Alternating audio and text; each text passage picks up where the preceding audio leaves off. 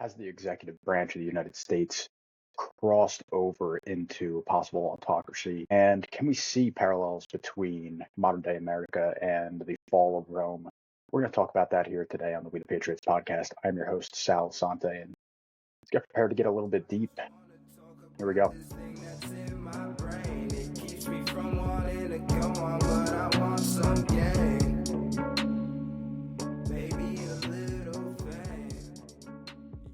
So, for those of you that listened to both shows last week, you caught a little bit of a glimpse of what I was looking forward to do today. Now, this is a show that I've wanted to do for quite some time, and just to give a little bit of background, if I have not given credence or given any sort of credit at all to a podcaster, a fellow podcaster, I should say, definitely way outweighs myself, but Mike Duncan. And if you haven't heard of Mike Duncan, he is a huge influence on this show, both in terms of structure of the show, as well as how I started to come to form my own ideas about the world, government, and politics in general. Now, if you don't know Mike Duncan, he's the creator of two extremely successful podcasts, and probably more now that I think about it. Two very headline podcasts, one being The History of Rome and another being Revolutions.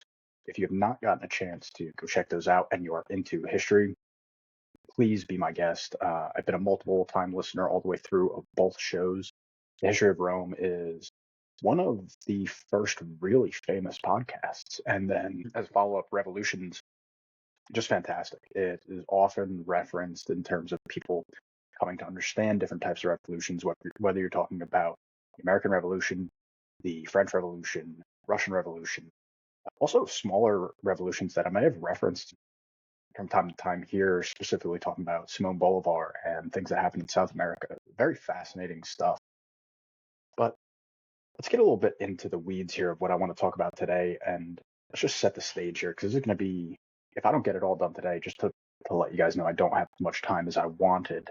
But if I can't finish today, this will be a two-parter, and we'll get this done on Monday and then Friday. So we can get all the way through this. Where I want to start here is giving you a little bit of a brief history of the state of Rome, the Republic of Rome, and the Empire of Rome. The reason that I mentioned that in a few different cadences there is that there was multiple different forms of government that really encapsulated the entirety of what we think about as the Empire of Rome. Before Rome was even Rome as we think of it, it was a kingdom. And before any of that, you also have a mythological story, Romulus and Remus. If you've never heard of that, please go listen to it read about it, and kind of get a grip on just how storied and fabled the history of Rome actually is. Funny enough, it actually comes from basically Romulus and Remus being birthed by a she-wolf down by the river, and then those two essentially battling it out and using the gods as their pointing figures in order to determine who would be the first king of Rome. Quite obviously, given the name of Rome, Romulus is the one who is victorious and is the first of, I believe, 6 kings. I could be wrong there. But the history of Rome truly starts as the overthrow of the last king. It occurs, and somewhere around the time of 509 BC is the beginning of what we call the Roman Republic. And this is a time frame where Rome is broken up into a Senate, which would be very similar to as we view not only our Senate, but both houses underneath the legislative branch in the United States. They did not have a lower and an upper chamber. It was just the Senate, and was one of, if not the highest offices that anybody could seek, especially in terms of if you want to have any sort of power. Now, you also had something called a consul, and consul was supposed to be their somewhat executive. By executive, I'm kind of pointing towards our president, and you can make some connections there, but where things started to make a turn was somewhere around Augustus. Now, you can make the argument that it really should be pointed to that Caesar himself, Julius Caesar, was the first, and maybe you can even point back a little bit further than there, but Augustus is the first one to proclaim himself essentially an emperor, precepts. And that's where you start to see the empire really start to degenerate. Now, under Augustus, he's widely held as one of the greatest leaders of all time, brought together and still conquered, but was able to rule essentially as a one-man show. The only problem is when it starts to get hereditary to essentially people making claims based on their relationship to the Augustus.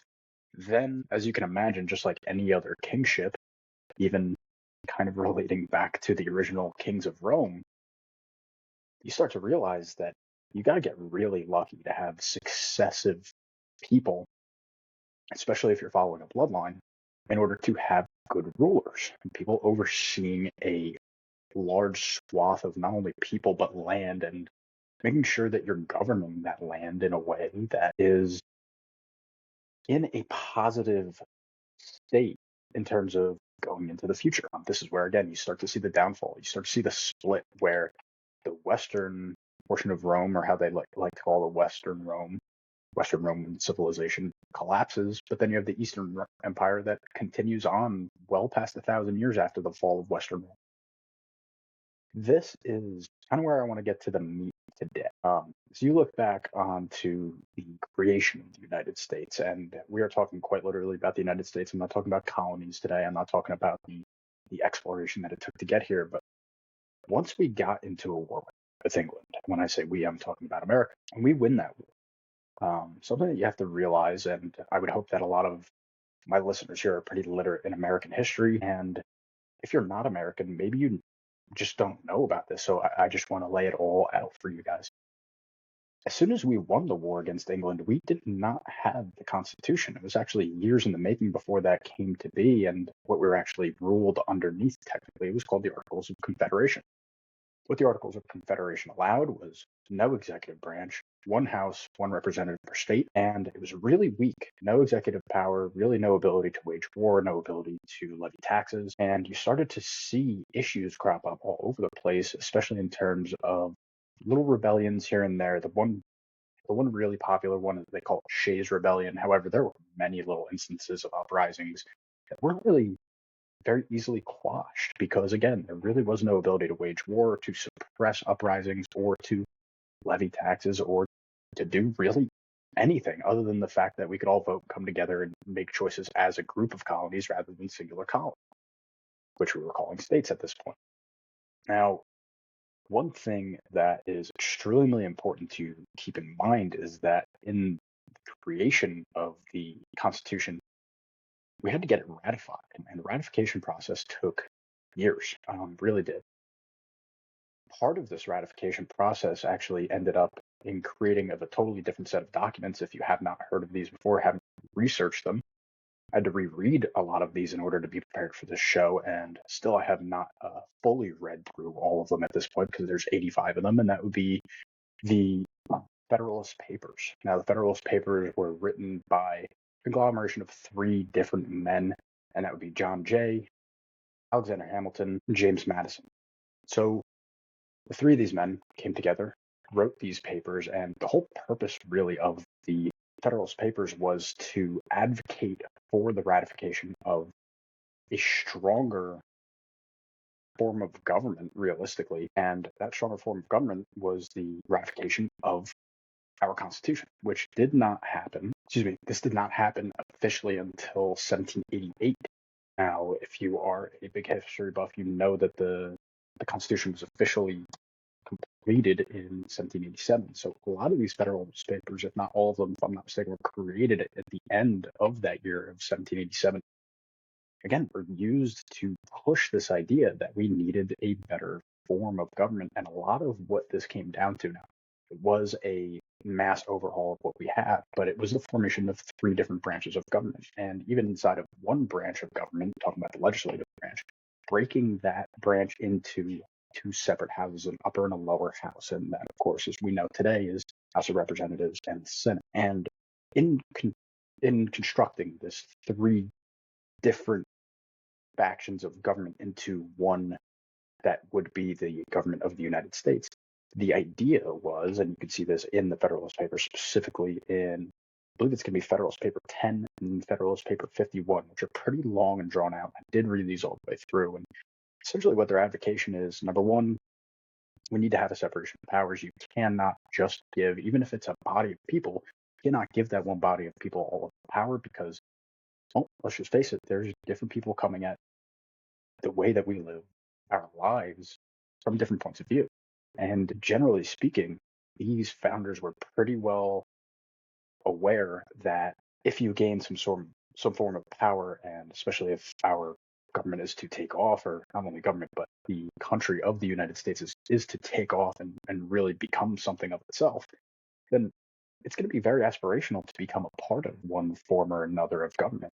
And by giving three different types of, we call it the three different branches of government, giving them all different portions of the power to wield in the United States, the idea was to have checks and balances.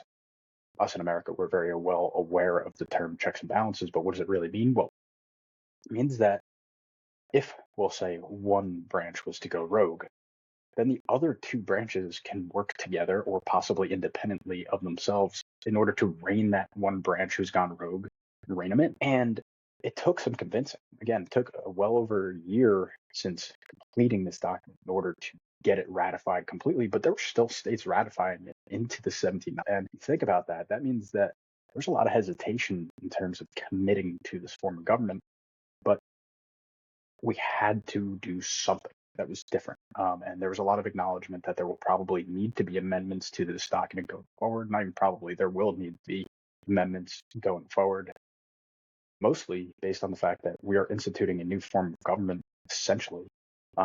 Again, taking back, and if we look back on Rome, a lot of the original thought processes behind what our form of government would be that original republic status of Rome, where you had the consuls, you had a senate, and you had judges who would base their findings or base their rulings on either precedents or what had already taken place. And the idea was to make essentially this a long-standing form of government rather than something that would eventually collapse. Now, the biggest idea here is that you need a lot of buy-in. You need a lot of people to go along with this idea that we are a republic and not a democracy. Now, democratic republic is what we have ended up settling on.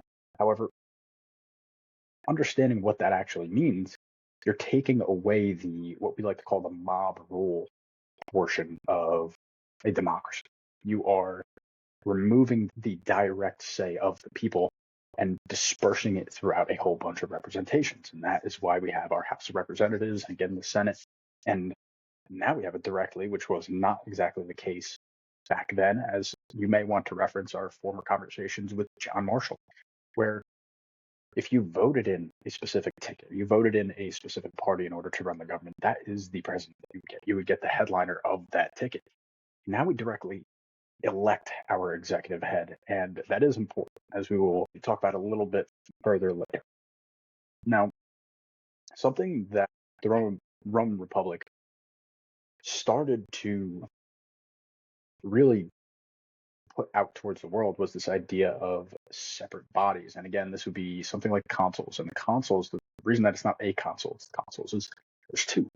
You had two that were going at a time, and unless there was a need for emergency, states of emergency that might be ringing a bell to us nowadays, but back then, they really didn't think that they needed something that they would end up calling a dictator until the need for it arise, whether it be an uprising or whether it be an overhaul in terms of a government reform that needed to be implemented right now, or a lot of times what it ended up being was just war, and having someone at the head who was not two people with different ideas or different thoughts about how to go about pursuing the war goals, and having one person who is either going to get all the credit or all the blame. This is where the idea started to stray for Rome. And I want you guys to keep that in mind as we start to get a little bit deeper into here. Now, as we started to see the transition from a Roman Republic to a Roman Empire, what you're going to notice is a lot of them are going to reference, or a lot of sources are going to reference Augustus. Again, I think a lot of people would rightfully say, and I would also mention, that Julius Caesar was a huge moving of the goalpost in terms of what was expected of someone like a dictator. Now, the reason that he gained so much power was because of his conquest outside of Rome itself. And expanding the Roman borders. And the reason, if anybody has heard the term, I'm sure a lot of you have, is crossing the Rubicon. The reason that that has gained so much traction and still to this day is a statement that a lot of people, at least historian buffs, would recognize is because what crossing the Rubicon meant was there's no going back. Once the decision was made by Julius Caesar to cross the Rubicon with an army, that was civil war. And that to me is a turning point in the Republic of Rome or just in Roman history in general. And it's interesting if you're going to compare it to our history here in America. And you really don't have a crossing of the Rubicon moment per se. Now, you could point back to the American Civil War and say that that is when things really started changing at a rapid pace after that time. And I would agree with you. However, in terms of a moment where everything started to change in terms of the executive and how the executive branch started gaining so much power, well, that's a little bit different. And you're talking about many different instances, whether you're talking about wars, again, talking about the Civil War, First World War, the Second World War, and what we like to call use of emergency powers, right? Making, we'll say, industrial factories, actually weaponized military factories, especially talking about World War II, being able to keep up with production that we needed in order to pursue our war goals, in order to keep either our allies properly equipped or in order to make sure that by the time we were engaged in World War II, that we were able to be properly equipped. This is where, to me, you start to see a lot of similarities in terms of how the executive branch acts today. No, if we look back to what a dictator is, or how we even come up with the term of a dictator. Now, generally speaking, most dictators do not call themselves dictators. We apply that term to them. And again, you got to go back to Roman history in order to determine that, well, they may have used something, or we derive our term of dictator from there. Dictator's a little bit different in terms of, yes, there was still a Senate or still a legislative body that had power. However, again, when it comes down to the decision making or who's going to bear the brunt of the blame or get the credit for the successes, that would be a dictator back then. And now when we talk about a dictator, we're generally thinking about an autocratic state where it is solely run by the decision making process of one human being, and they may have a fake legislative body underneath them, or they may have advisors, but again, all decisions are made underneath that one singular person. Where we see the difference here in America, or where we start to see this rising up, you can point to a lot of different people, but you think about people like FDR, you think about the implementation of massive government programs, and a lot of this spending that started to really skyrocket during the 20th century. And a lot of it came down, again, during hard times, a recovery from the Depression, right? And then again, two world wars, you could point to a lot of different things. And I would like you guys even to think about the Japanese internment camps during World War II and just how anti-constitutional that implementation would have been if you had to argue it on constitutional grounds, but we were not. We were arguing it underneath emergency powers and saying that if we had not pursued that, we don't know what kind of damage that the people that we ended up interning into these camps, we don't know what that could have done to our country. Now, I'm of the belief that and this is a lot of hoopla for me, but in order to manipulate and change a constitution like it's a fluid document rather than a set in stone document, you are overseeing what could come down the road. And I think that we overlooked a couple aspects of what utilizing emergency powers, quote unquote, what that actually means. And a lot of that is, well, once the government has the ability to do something, very rarely do they give that up. And so you look down the line and you look at the prosecution of war over in the Middle East and just how bad that has turned out to be, not only into the 20th century, but into the 21st. You look at what happened with 2001 and then the Patriot Act and the short-sightedness, I would say, of a lot of our leaders in terms of enacting that policy. And now we still feel the repercussions today. And again, once you give the government that opportunity to display that power, it's very rare that they're going to relinquish that, if at all. Generally speaking, it's going to take a war, something like a civil war, in order to take that power back. Let's be honest, our society is just not prepared for something like that. And not only are we not prepared, we would probably have a negative percentage chance in terms of actually getting any sort of concessions out of the government. We would probably get our asses kicked as the people and probably have more rights taken away from us because we displayed a willingness to go against the government. So again, once that institution of power has been created, it's going to be very hard to pull that back. And I want you guys to keep that in mind here. So now we think about the institution of something like agencies.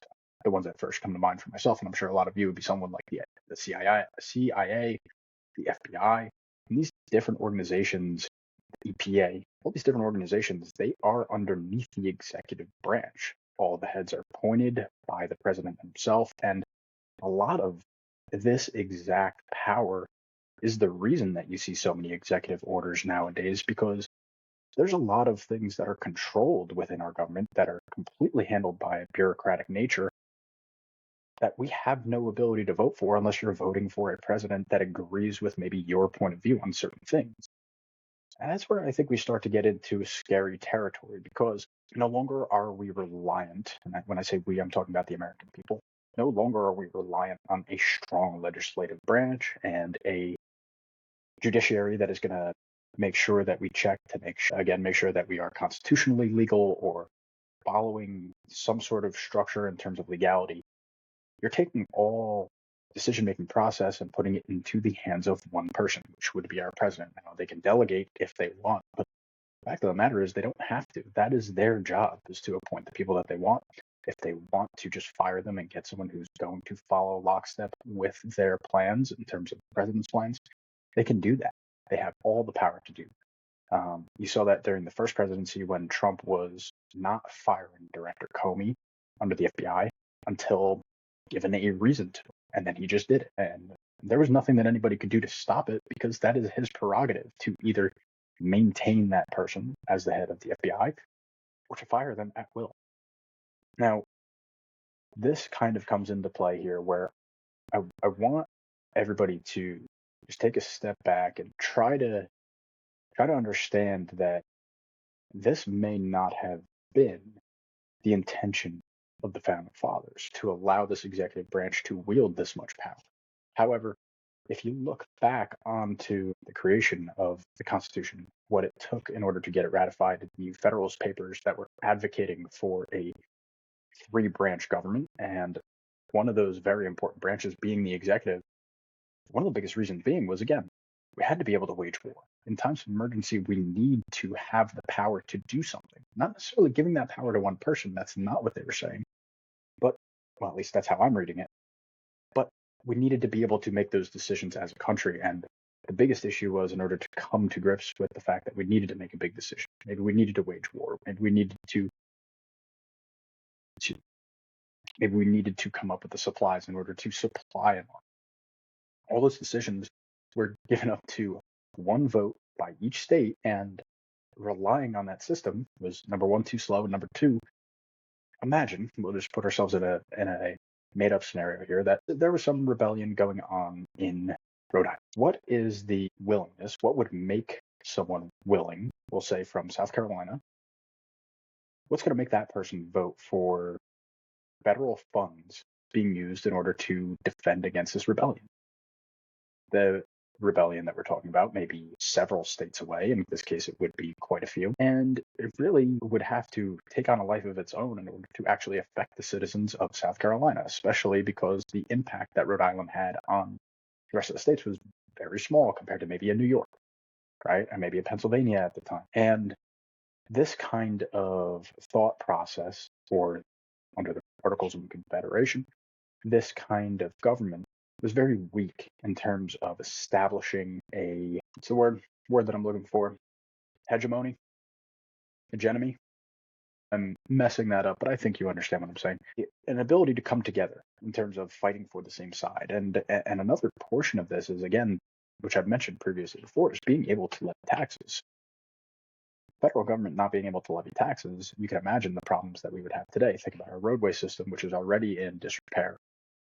We wouldn't have any ability to really fix anything. Again, think about a roadway structure collapsing in New Jersey. Well, unless that's a high trafficked area for commerce, in terms of trade, a federal vehicle, imagine someone from North Carolina, South Carolina, Georgia. Imagine them trying to justify to their citizens and spending money that could possibly go to help South Carolinians, North Carolinians, or Georgians down the road, and taking that money away to help fix a road in New Jersey. Making sure that we have some sort of oversight in that situation is very beneficial. However, again, I want you to think about, the terms that we hear nowadays, something like an emergency use authorization, emergency powers, right? When someone attacks us or when we have a natural disaster, think about the times that you may have thought that the usage under these emergency situations might have been not necessarily justified. And that's kind of where I'm getting at here. I know that Trump came out and he made this big press conference about saving $50 million from the government thanks to DOGE, Department of Government Efficiency, and recognizing that we had a bill somewhere around the ballpark of $50 million doing something called condoms for Palestine, condoms for Hamas, just something like that. And again, I know that was a headliner and that was one that's really brought to get attention, but that's the reason that I'm bringing it up to you. He brought that one up. What about the rest that they're not going to talk about, right? Think about all the research that we put in, federal grants, federal money in order to research just stuff that has no real implications on our daily lives. But things have gotten to that level. The bureaucratic nature of our country today is now no longer allowing you to vote on how every single tax dollar is spent, and a lot of that decision making is being put into the hands of one singular person or their trusted group of advisors, and that being the president. And this is where I think that you need to start talking about how Rome started to disintegrate. Calling back to Rome, once you start seeing Augustus wanted to maintain the facade of something called republicanism, and that being that you have other branches of government, but facade is just all it was. There was one person that was the stopper, the be-all, end-all, and at the end of the day, if you're going to blame someone or give someone credit, it would go to Augustus. And you can follow that into history and look at what the names of former or future leaders of the Empire of Rome would call themselves, and they would refer to themselves as the Augustus, referring back to the amount of power that Augustus Caesar did have. Now, something that is really, I think, in today's day and age, something that we need to pay attention to is also the amount of very rich people that have an influence. And for this, I want you to think about, the common people that we all want to talk about. I don't want you to, name the conspiracy theory folks, because that's not really where I'm getting at here. I'm trying to point out that it is really right in front of our face. I want you to think about the Mark Zuckerberg, Elon Musk, Jeff Bezos, right? And even someone like a Donald Trump. Being very rich, being very wealthy in this society helps put you into a position where you have the ability to wield power if you want it. Think about the suppression of the Hunter Biden laptop story back in 2020 and whether or not that had a deciding factor on the election itself. It's very possible, right? Think about Elon Musk and what he did in 2024 with essentially converting a platform that was a liberal safe haven in Twitter into what X is now, which is somebody can make an argument that it's a safe haven for right-wing bigotry. And I wouldn't necessarily call them wrong. There's a lot of pushback, especially using the community notes on left-wing conspiracy theories, but when a lot of stuff coming out on the right, it's generally speaking kind of allowed to let fly. Think back to the show that we did about a week ago here, where we were pointing out that Musk did a pretty overt Nazi salute, and whether you agree with that or not, the fact of the matter is, if you're looking for information on that on X,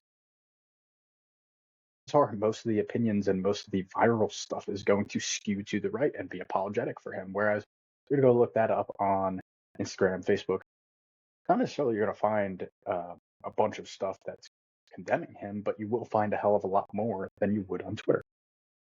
So you think about the control and the power that if you're able to build a coalition of very wealthy people, like I would say Trump has been able to do, and you have someone who has a much better ability to wield power.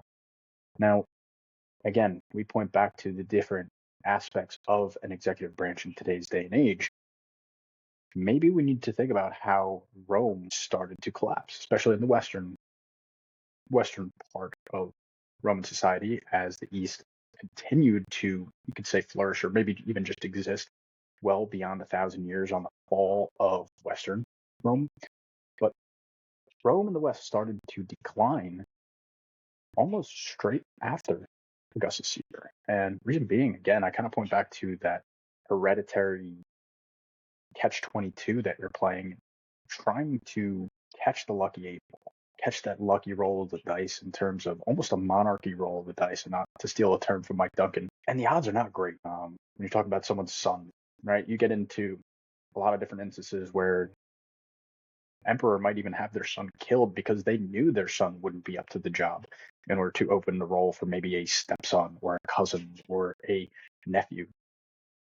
And then you start talking about major power being wielded. And this is where I think you have a lot of different issues that are going to stem up, especially when you talk about the modern day U.S. politic here.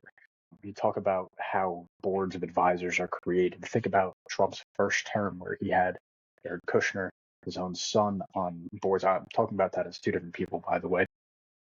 Talk about Trump Jr. and Jared Kushner, both technically his sons, one being his stepson, and the influence that they were able to have, one in terms of just getting words into his father's ear, and the other one in terms of pushing the United States in a very pro-Israel slant.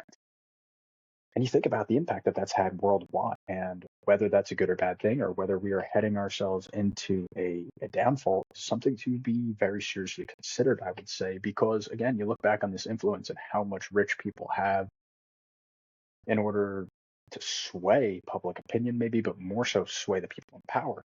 And you look back on what happened in Rome in terms of, you think about Rome and just how much being rich helped. Think about something like a Gracchi reform, which was essentially a land reform aimed at trying to handle the inequality that was becoming apparent in Roman society, and how much pushback and just how much of a firestorm that created in Roman society. And you start thinking about, Section 8 housing here in the United States, and, low income, different facets of that, where you talk about EBT, talking about food stamps, and again, affordable housing. A lot of these things, when you look behind the curtains a little bit, you start to realize that a lot of these functionalities are not meant to lift people out of poverty, but rather kind of meant to keep people where they're at, not meant to let them experience the American dream. And the American dream, of course, the way that I view it, is someone who starts at the bottom and works their way all the way to the top. Well, instead, we have the group of people who is going to be starting at the bottom, going to stay at the bottom for the rest of their lives, and they're going to have kids who are sucked and stayed into the bottom themselves. And that sounds a lot more like slavery than it does the American dream. A lot of how this is being created is, again, through the executive branch. The different forms of government, or I should say the different branches of government, are not necessarily working in congruence in order to make the American life better. It's actually working towards a kind of hierarchical system where you have the high achievers and the people who are just there in order to make sure that these people's lives stay exactly the same. Now, this is about all the time that I have today, but I do want to wrap this up a little bit more. So we will do a second episode on this and kind of wrap this all together in terms of how I see the similarities playing out. But this has been a pretty decent amount of information brought into one, and I have definitely got some stuff wrong, and I've got some stuff right as well. I want you to hit me in the comments. Let me know how I did here, and let me know what else you guys want to hear in part 2. I'll be putting that again. This show should be coming out on Monday. I want you guys to get the other episode on Friday. I should have that recorded for you. So let me know what you guys want to hear, what you guys want to talk about a little bit. If you want me to dive a little deeper into the Constitution itself, why it was not instituted right away, I'm more than happy to do that. If you want me to talk a little bit more about the branches of government, I'm more than willing to do that as well. Or if you want me to talk about how wealthy people like Elon Musk and Jeff Bezos, who those might have been back in the day, I'm more than happy to talk about that.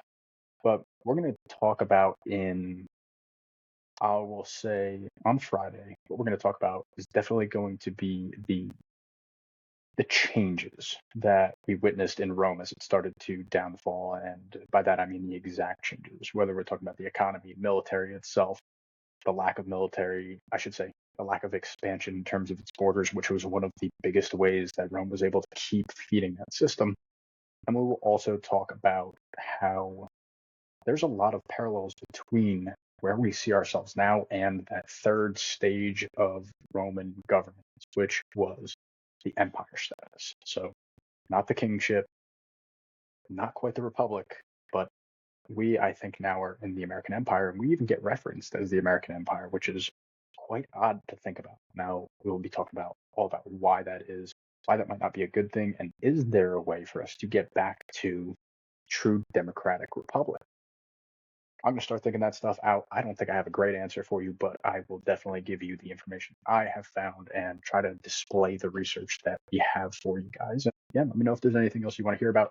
This is going to be part one of a two-part of Fall of Rome and how we might be witnessing the same thing happening here in America. I thank you guys for watching. This has been Sal Assante with We The Patriots Podcast. I wish I were the fucking state. I want to be something, not nothing. Trapped inside my dream and I'm running away from these demons. But the feeling's so good, I'ma keep dreaming.